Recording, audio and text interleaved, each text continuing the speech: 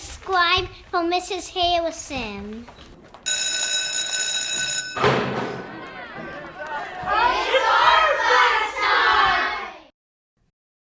Welcome to Art Class. In this lesson, I will cover designing a candy wrapper and the art of Harriet Powers.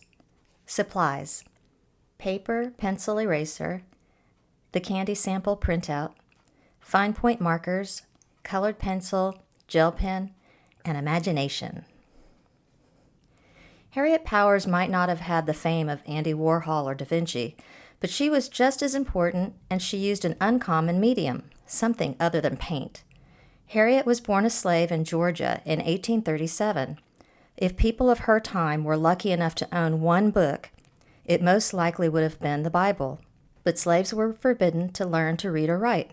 Instead, Harriet listened to the people around her tell and retell stories, and she recorded them in her story quilts. Only 2 of her quilts survive to this day, and they are displayed at the Smithsonian in Washington, D.C., and the Museum of Fine Arts in Boston. Her work stood out from the quilts of her time, which were all made using pattern designs. Harriet used applique to sew characters and animals onto fabric that told stories and recorded historical events. Hand out the samples of her work to students and read the description of one of the quilt squares. Ask students to raise their hand if they think they have the quilt square you are describing, and then discuss it. Here are her descriptions of the following quilt squares. Jonah was cast overboard into the ocean and swallowed by a whale. You can also make out sea turtles. Jonah and the whale. The sky turned dark during the day over eastern U.S. and Canada in 1780. The sun diminished to a small spot and then to darkness. Candles were lit from noon on. People were terrified. The cattle went to bed and the chickens to roost. There were stars in the sky at noon, but the sun returned the following day. The cause was a combination of smoke from forest fires, thick fog, and heavy cloud cover. The dark day of 1780. Adam and Eve in the Garden of Paradise at the moment when the serpent is about to tempt Eve. The Garden of Eden. On a night in 1833, the sky was so bright with shooting stars that a newspaper could be read on the street. For nearly 4 hours, the sky was literally ablaze. The people were frightened and thought the end of the world had come, but the occurrence was later identified as the famous Leonid meteor shower, the night of falling stars. A most unusual occurrence happened in Athens, Georgia in 1895. An unusually heavy snowfall and sub-zero temperatures. A woman frozen while at prayer. A woman frozen at a gateway. A man with a sack of meal frozen. Icicles formed from the breath of a mule. All the delicate bluebirds killed. A man frozen with his jug of whiskey. Cold Thursday.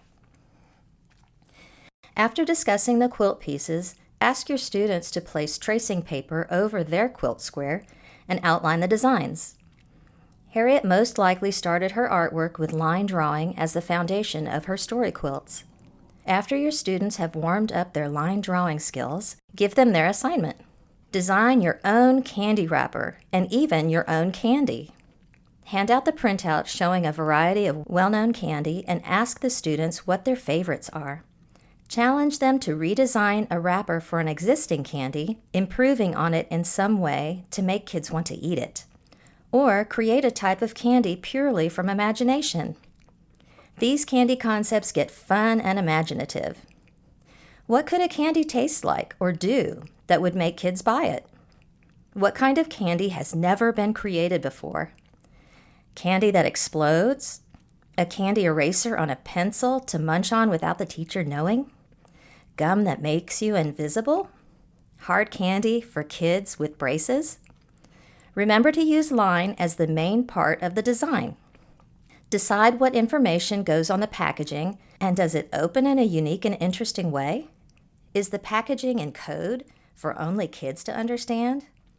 Does one flavor turn into another, like cherry on the outside and pickle in the center? Is the candy meant for someone specific, like kids sneaking it at school or kids who want a superpower? How much does it cost? And best of all, what is the name of your candy concoction? Remember that the design should have a picture of the candy on the packaging. This is a favorite lesson for the kids, and I always love to see how creative they can get with it. Get your design just the way you want it in pencil, and then go over it in color. Fine point markers, colored pencil, or gel pen work great. Pass out candy for your students to snack on while they brainstorm. Please like and subscribe.